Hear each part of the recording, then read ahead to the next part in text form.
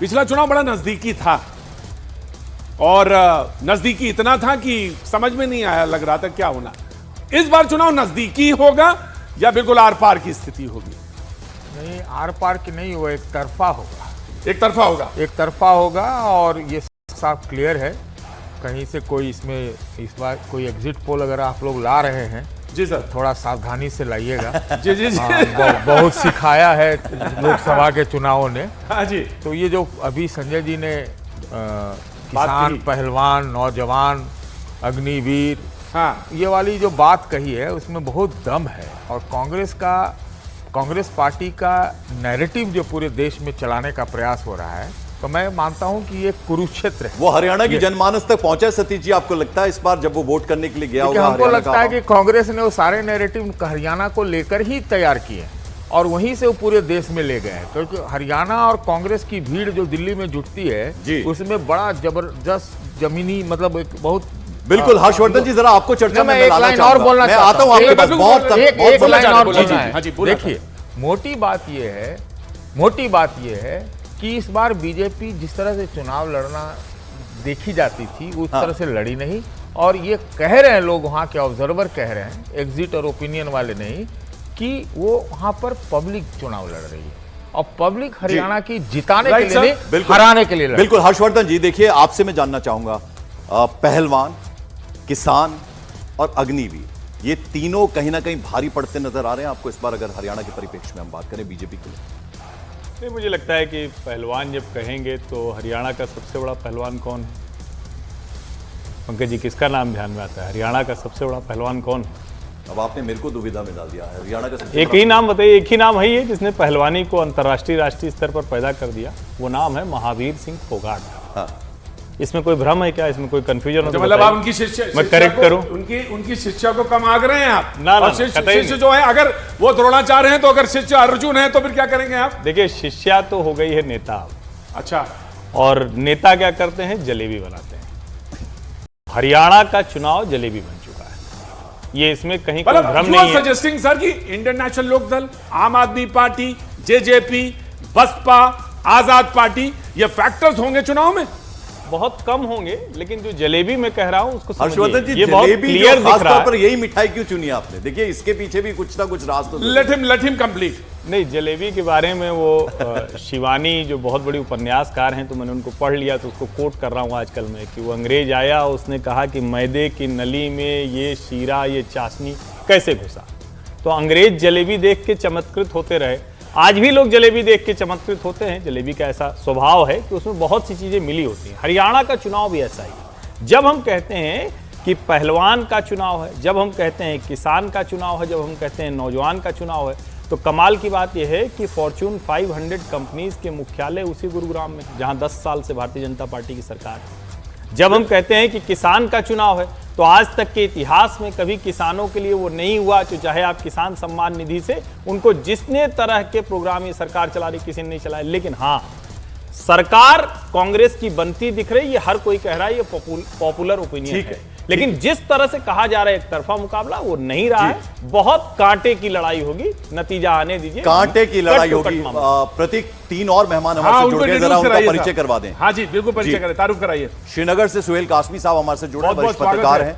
हेमंत अत्री साहब जुड़ रहे हैं, वरिष्ठ पत्रकार हमारे साथ। और विवेक श्रीवास्तव, इनको आप टीवी डिबेट्स में अक्सर देखते हैं, लेफ्ट लीडर हैं। शुरुआत कीजिए प्रतीक। सुहेल कासमी साहब से जरा जम्मू कश्मीर की बात करना।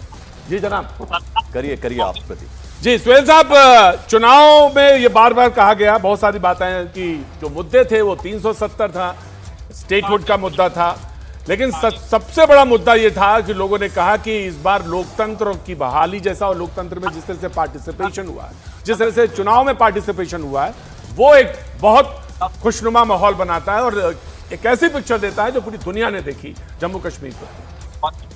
जी बिल्कुल, आप ठीक कह रहे हैं। जैसे आपने कहा पहले अपने भाषण इंट्रो में कि हरियाणा का चुनाव लोगों का चुनाव था, तो जम्मू कश्मीर का चुनाव पहली बार मैं देख रहा हूं अपने 30-35 साल के कैरियर में कि ये भी लोगों का चुनाव था। यहाँ पॉलिटिशियन जितने भी हैं सारी पॉलिटिकल पार्टीज के वो डिले हो चुके थे इस इलेक्शन को देख के, क्योंकि 61% फेज 1 में, 56% फेज 2 में और 65% फेज 3 में ये पोलिंग परसेंटेज अपने आप में एक history in making Jammu Kashmir में साबित हुई है।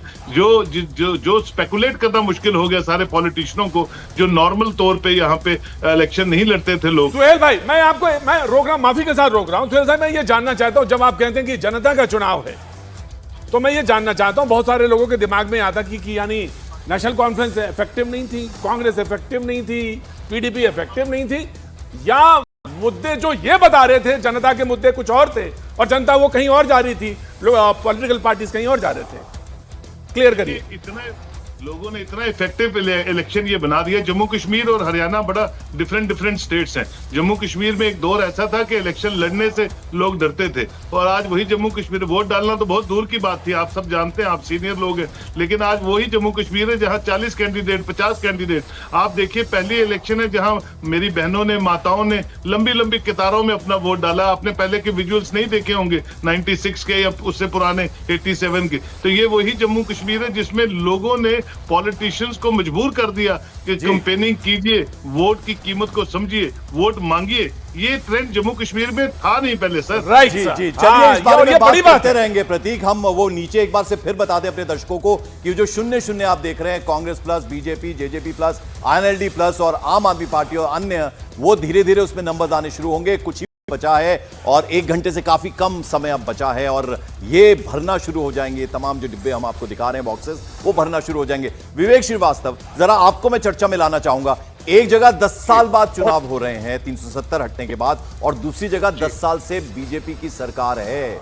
कैसे देख रहे हैं आप इस बार, क्या मूड लग रहा है आपको जनता का? देखिए, दोनों तरफ जो है एक तरफा ही चुनाव होगा, ये भी मैं आपको बता दूं। हरियाणा के अंदर जो सबसे बड़े पहलवान हैं वो गुरु जरूर थे महावीर फोगाट, लेकिन आज सबसे बड़े पहलवान की गिनती के अंदर बजरंग पुनिया और विनेश फोगाट देखिए, दांव आ गया। देखिए साहब, मैंने कहा था दांव कुछ देर में आने वाला है, और आ गया, दांव आ गया। जी जी, विनेश फोगाट को मैं सबसे बड़ी पहलवान मानता हूँ, रियल लाइफ हीरो तो, और वो शायद बहुत अच्छा प्रदर्शन भी करने जा रही है और बहुत बड़ा एक मोबिलाइजेशन फैक्टर होगा। वो एक एक्सेस बनेगी जिसके चारों तरफ जाट वोट्स भी आएंगे, यंगस्टर्स के वोट्स भी आएंगे। मैं जंतर मंतर पे भी था उस वक्त, और उस वक्त मैंने देखा था किस तरह से हरियाणा के अंदर गांव-गांव से, रिमोट एरियाज से यंग लड़के लड़कियां सब आ रहे थे। स्पोर्ट्स में कुछ थे, कुछ स्पोर्ट्स में नहीं भी थे। तो एक बहुत बड़ा सहानुभूति का सिंपैथी फैक्टर विनेश फोगाट के साथ था और है भी आज। और कहीं ना कहीं पॉलिटिकली उसको बीजेपी नहीं बुना पाई, उन्होंने एक सिंपैथी नहीं दिखाई जब वो ओलंपिक्स में थी बाहर इस देश से, और कांग्रेस टुक। चलिए विवेक, हरियाणा की बात तो आपने कह दी, अब जरा जम्मू कश्मीर की भी बात करिए। गए आप जम्मू कश्मीर, श्रीनगर गए क्या? जी, हमारी बात हुई है।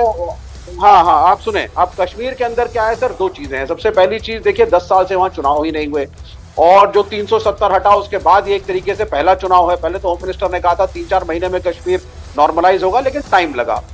दूसरी जो बहुत बड़ी एक उपलब्धि है इस कश्मीर की, जो मैं बताऊं आपको, कि PoK is doing extremely bad.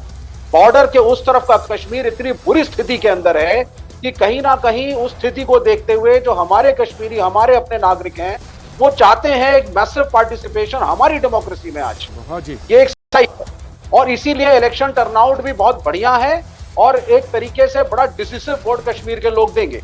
Traditionally जो कश्मीर का वोट था वो भाजपा के फेवर में कभी नहीं गया, जम्मू का जाता था, लेकिन lots of Kashmir and Kashmiri mindset and ethnic Indian election commission और केंद्र सरकार को क्रेडिट देते हैं विवेक आप, या नहीं देते? देखिए, बहुत देरी से हुआ जो हो रहा है। एक ये मैं बोलना चाहूंगा, इलेक्शन हमेशा वेलकम होते हैं, लेकिन 10-10 साल आप एक राज्य में चुनाव नहीं कराते, ये प्रजातंत्र के लिए एक अच्छी चीज नहीं थी। मानेंगे नहीं विवेक श्रीवास्तव, देखिए उन्होंने अपनी बात ऊपर रखनी है। जरा एक और मेहमान है प्रतीक, हेमंत जी। हाँ जी जी जी जी जी, हेमंत जी से वरिष्ठ पत्रकार। हेमंत जी, आपका स्वागत है। हेमंत जी, एक टिप्पणी चुनाव पर, खासतौर से हरियाणा की और जम्मू कश्मीर पर जिस तरह से विवेक कह रहे थे और बोल रहे थे। जी हेमंत जी।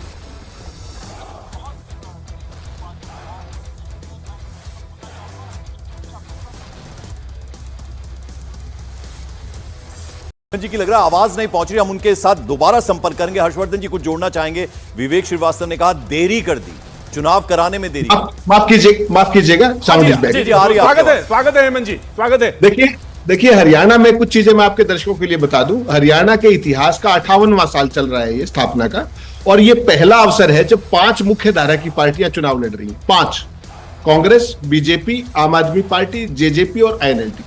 और आपको पता है कि हरियाणा ट्रेडिशनली हमेशा तिकोने मुकाबले रहे यहाँ पर, ट्रायंगुलर मुकाबले, क्योंकि एक रीजनल पार्टी हमेशा रही है, वो चाहे चौधरी देवीलाल हो, चौधरी बंसीलाल हो, ट्रेडिशनल शुरू से। इस बार एक बहुत ही यूनिक चुनाव कैसा, इस बार ये है कि जो चुनाव था वो बहुकोणीय होने की उम्मीद थी कि 3 कोणीय, 4 कोणीय, 5 कोणीय, क्योंकि पार्टियां इतनी थी। लेकिन कमाल ये हुआ कि ना तो आम आदमी पार्टी का कहीं कोई खाता खुलने की उम्मीद है, ना कोई जेजेपी का कोई ट्रैक्शन बन पाया। आईएनएलडी का ट्रैक्शन बनना शुरू हुआ था, लेकिन उससे जस्ट पहले गोपाल कांडा ने खेल कर दिया ये कह करके कि हम और अभय चौटाला बीजेपी की हैट्रिक बनवाएंगे। तो अब सारी गड़बड़ क्या हुई कि जो सारा मोमेंटम बनना था 5 कोणीय या बहुकोणीय, वो वापस डायरेक्ट फाइट हो गई कांग्रेस और बीजेपी के प्रति। और जैसा आपने इनिशियली बताया, बड़ा इंटरेस्टिंग बताया आपने, जो मिनिमम वोटिंग परसेंटेज आज अगर आप देखेंगे तो फरीदाबाद के अंदर है जस्ट 44.2%, और जो अगर ओवरऑल पोलिंग का परसेंटेज देखेंगे आप 4 बजे का तो 54.3% है। और आप सबको ये पता है, आप सारे सीनियर साथी हो, हरियाणा के अंदर ट्रेडिशनली हाई वोटिंग होती है हमेशा से, 68, 69 टू लेकर 76 तक जाती है। राइट। इस बार जो आप ट्रेंड देख रहे हैं 4 बजे के बाद, ये निश्चित मान के चलिए कि ये जो पोलिंग परसेंटेज है ये 70 को क्रॉस करेगी। And the moment it crosses 70, BJP is in trouble for 2 reasons. BJP का गांव के अंदर तमाम कारणों से विरोध है, और शहरी जो आपने फिगर्स दिखाए, शहरों में वोट कम हुई। बीजेपी का ट्रेडिशनल वोट बैंक कहां पर है? अर्बन के अंदर, वहां पर वोटिंग कम हो गई जहां उनको मदद मिलनी चाहिए थी। और कांग्रेस का वोट बैंक है रूरल के अंदर, वहां पर वोटिंग बहुत मैसिव हुई है, बहुत मैसिव वोटिंग हुई है। तो वैसी सूरत अगर आप जब देखेंगे, इसको कंपेयर करेंगे सारे को, आपको 2019 का फिगर आपने जिक्र किया, उस समय 68.20 का फिगर था। और उस समय का जो ओवरऑल पर्सपेक्टिव था, आपको ध्यान होगा कि पार्लियामेंट का चुनाव हुआ था और बीजेपी को 10 में से 10 सीट आई थी, और 56% वोटिंग बीजेपी के पक्ष में गई थी लोकसभा के अंदर।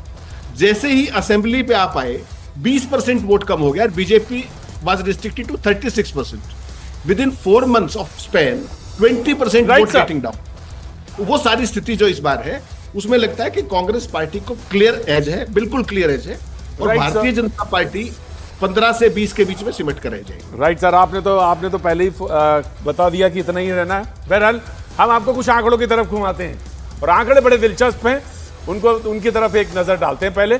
जी हाँ, बिल्कुल। तो आप अभी देख रहे हैं कि वो 0-0 हम आपको दिखा रहे हैं, कांग्रेस, बीजेपी, जेजेपी प्लस। और अब धीरे धीरे जैसे ही वक्त नजदीक आता जाएगा, हरियाणा की बात करें तो 90 सीटों पर वहां चुनाव हो रहे हैं, और अब धीरे धीरे उसमें नंबर्स आने शुरू हो जाएंगे। जैसे ही 6 बजेंगे यानी वोटिंग खत्म होगी, उसके बाद इनमें धीरे धीरे नंबर्स आने शुरू होंगे, और फिर ये पिक्चर क्लियर होती हुई नजर आएगी, एक तरह का संकेत देती हुई नजर आएगी कि 8 तारीख को जब नतीजे आएंगे तो किसके पक्ष में आवाम ने, जनता ने, वो चाहे हरियाणा की हो या जम्मू कश्मीर की हो, वोट किया है। Right sir. मैं संजय जी, मैं आपकी तरफ आना चाहता हूं। एक छोटा सी बात कि 10 लोकसभा चुनाव में 5 उधर 5 उधर। सवाल यह है कि 17 रिजर्व सीट्स हैं एससी की हरियाणा में, और 20 सीटें ऐसी हैं लगभग जिसमें 47 सीटें, माफ कीजिए, 47 सीटें ऐसी हैं जिसमें 20% से ज्यादा दलित वोट है।